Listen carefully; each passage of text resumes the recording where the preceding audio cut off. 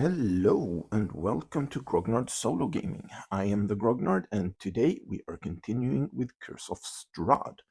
So the party are making their way up to the 4th floor, and when they get there they find an attic hall. This bare hall is choked with dust and cobwebs, and there are doors to the west and doors to the east, and they are going to start by investigating the door that is the furthest to the west, and then they are going to enter room 17, and Gottlieb goes first with his glaive at the ready, and he is followed by Friedrich. And they find themselves entering a spare bedroom. This dust-choked room contains a slender bed, a nightstand, a small iron stove, a writing desk with a stool, an empty wardrobe, and a rocking chair.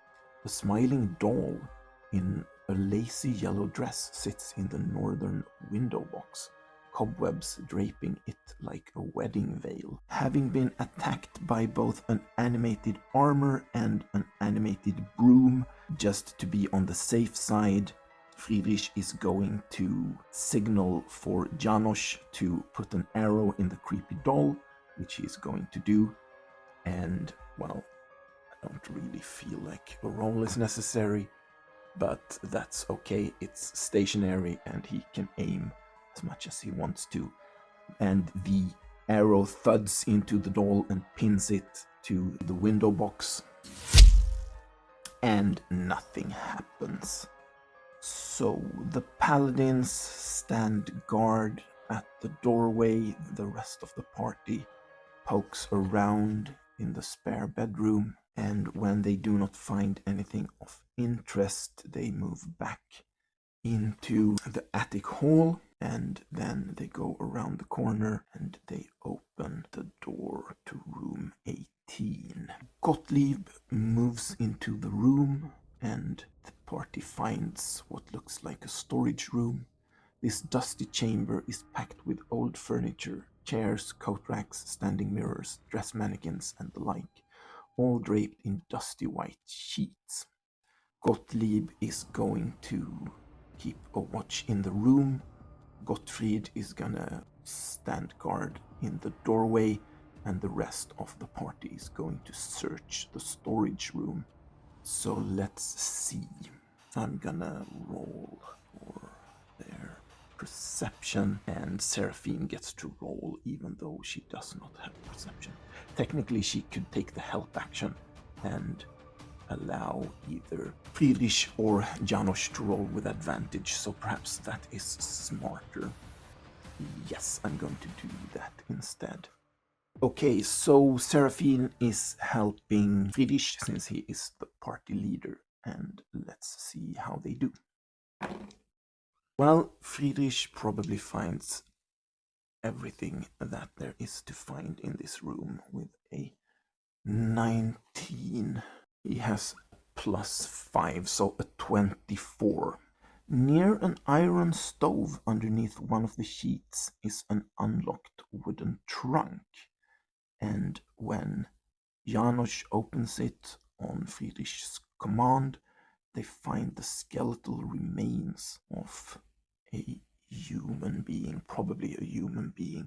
Let's see, does anyone have the medicine skill?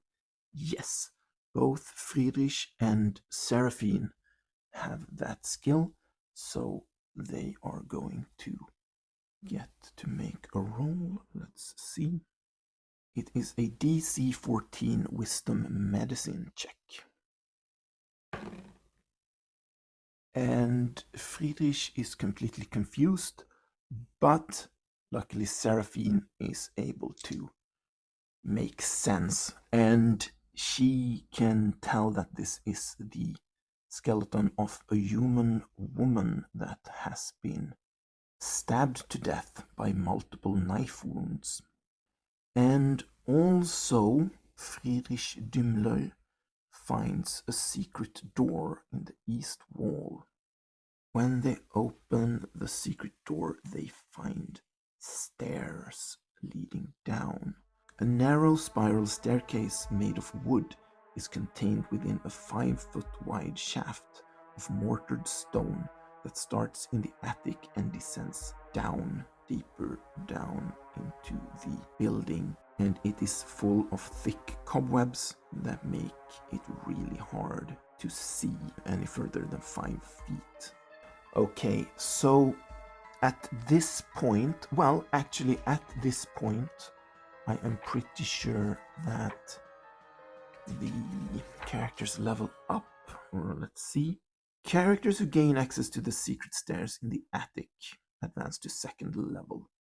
So that means I am going to level all the characters up to level 2, but that is going to take pretty long, so I am definitely going to edit that part out. All right, so very quickly, Friedrich Dümmler has taken a 2nd level of cleric. Gottlieb and Gottfried have taken a 2nd level of paladin.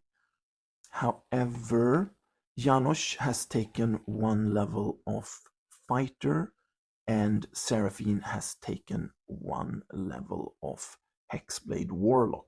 And I am not going to go too much into detail right now. But I am going to say that I have used average hit points. So the characters that gain D8, they gain 5 plus their con modifier. And if they have D10, then they gain 6 and so on. So the party is going to be quite curious about these stairs leading down. So they are going to investigate, and they are going to send Gottlieb in the front as usual, and he's going to clear the path from cobwebs with his glaive. And they realize that they pass the 3rd floor, the 2nd floor, and even the 1st floor, so that by the time they leave the stairs and come out into a corridor, then they are underground. The wooden spiral staircase from the attic ends in a narrow tunnel stretching southward before branching east and west. So that is what they can see as they reach the end of the stairs. And at this point, Seraphine can cast light. The corridor is rather cold and damp and smells of mold. But that is not all, because as soon as they set foot in the corridor, the party can hear a ghostly chanting. It's an eerie, incessant chant echoing throughout the corridors. So the party is going to peek around. Well, actually, it's gonna be. They are probably going to allow Seraphine to squeeze in front so that she can have a look, since she has dark vision, and she is going to see the corridor stretching a short way to the east and a longer way to the west. And she's also going to see that there are branching corridors from the one she is looking at. She is not able to locate any kind of source or even direction for this strange ghostly chanting. So the party is going to decide to go back upstairs and finish looking at the attic. They get a strong feeling that, well, the house has gotten more and more dangerous the longer they have stayed in the house. And also the first floors were very tidy and well kept and looked as if though someone was living there. But then the 3rd floor, the tiger skin rug was rotting, and it has just become more dusty and feels more abandoned the further they have gotten. And down here, it seems like a completely different world or environment, and they are expecting even more trouble down here. So they are going to go back up, and then they are going to move into room 19. Gottlieb at the front. This web-filled room contains a slender bed, a nightstand, a rocking chair, an empty wardrobe, and a small iron stove. And it seems to be a spare bedroom. Janos and Friedrich, mostly Janos, is gonna poke around, and he finds nothing in this room.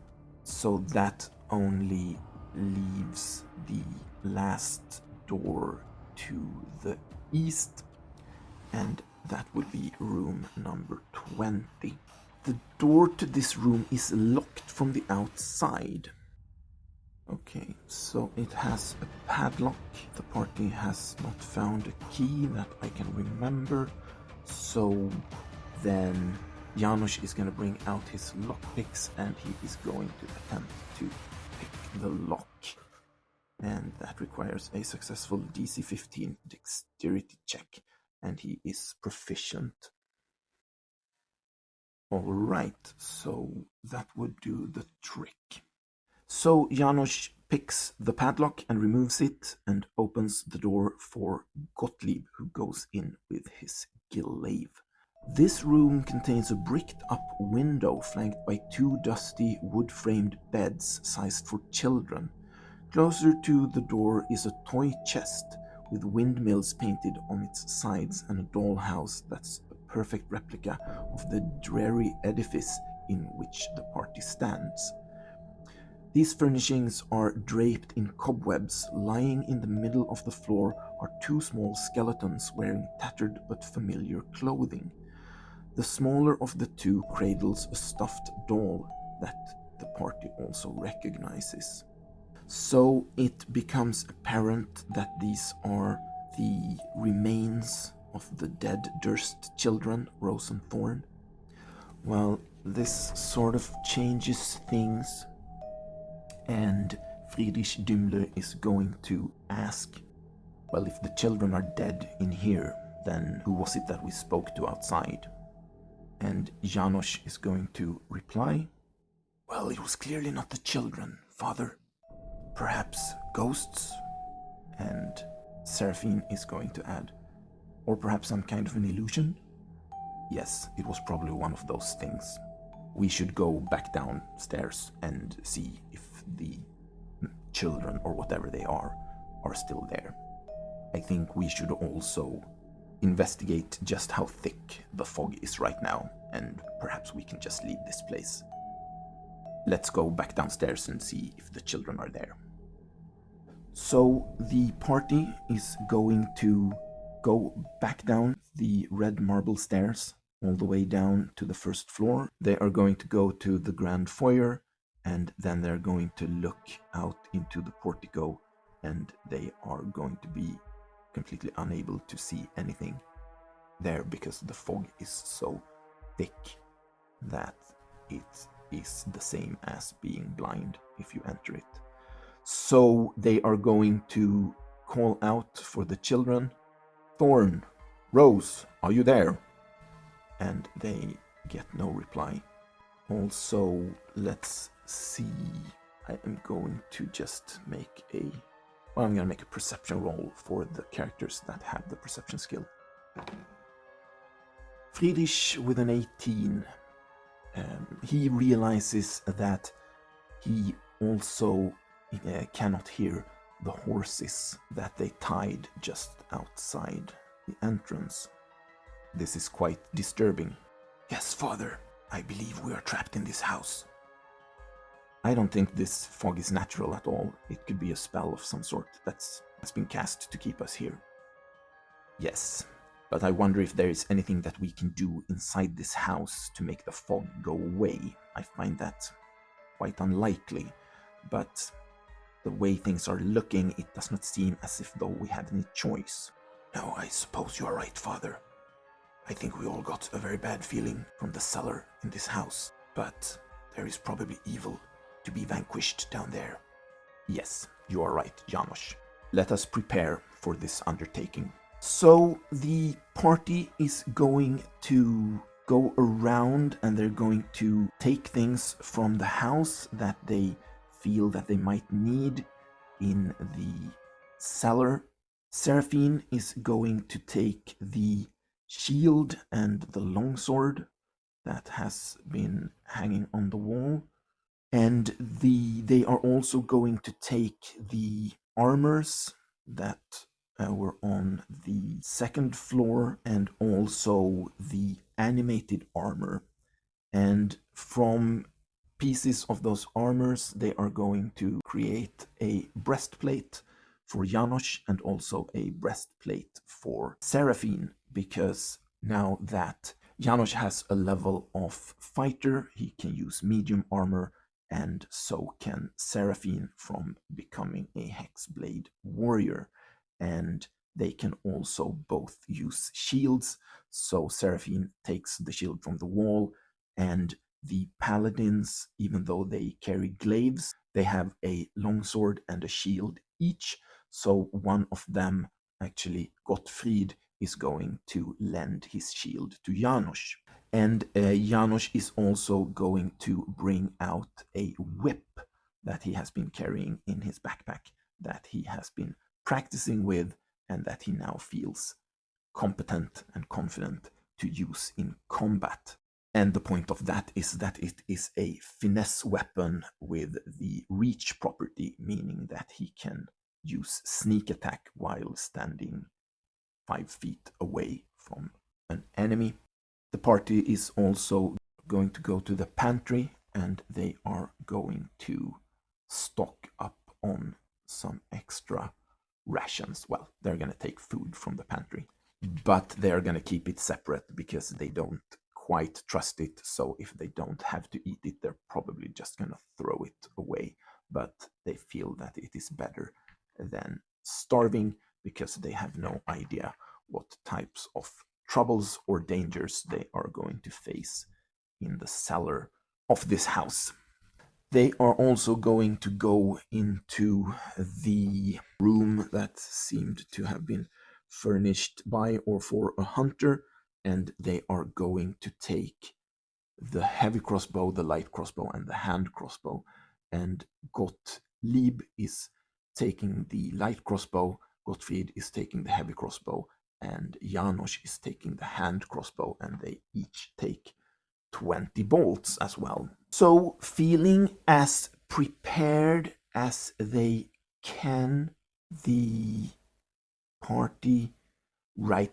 I just realized in the children's room there was an interesting dollhouse that I forgot. So in the children's room, it mentioned a dollhouse that is a perfect replica of the dreary edifice in which the party was standing, and the party would of course have a look at that, and they did indeed find that it was a perfect replica, and it even shows the secret doors. But even if they are hardened people, they feel a kind of sadness in this room, and they don't really want to poke around or touch anything, so they simply leave the children's room, and they leave the door ajar, and they throw away the padlock as some kind of a gesture, as it is clear that the children have been locked up in this room,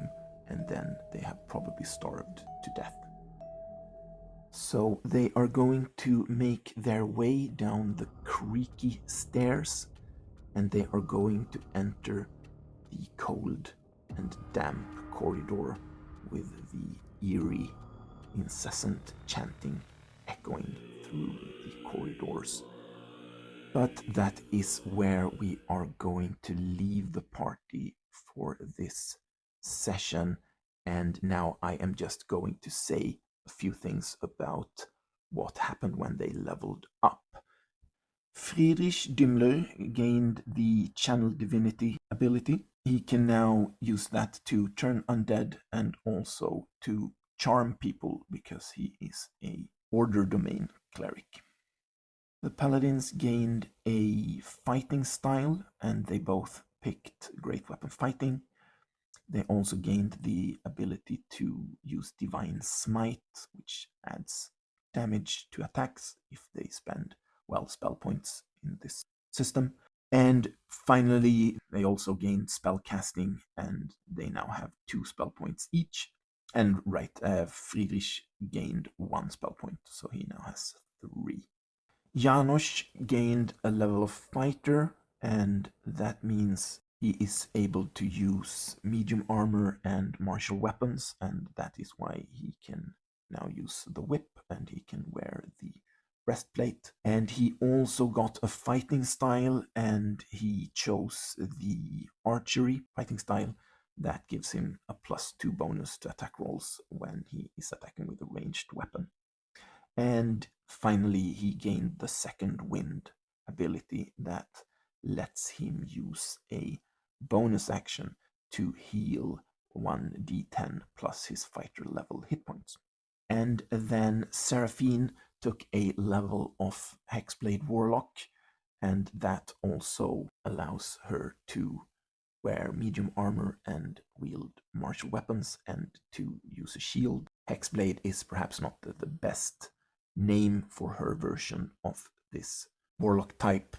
The weapon that she makes a connection with is the Holy Blade of Sathramelin, known as Ainsof. So she is going to have a sort of holy, divine, golden, and fire type of theme to her warlock abilities.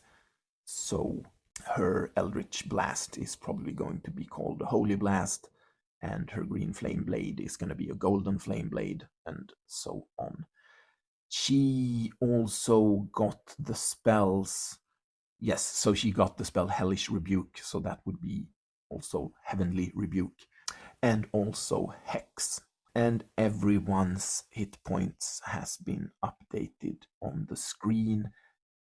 And I think that was everything for this session. So I thank you very much for watching, and hopefully I will see you in the next video.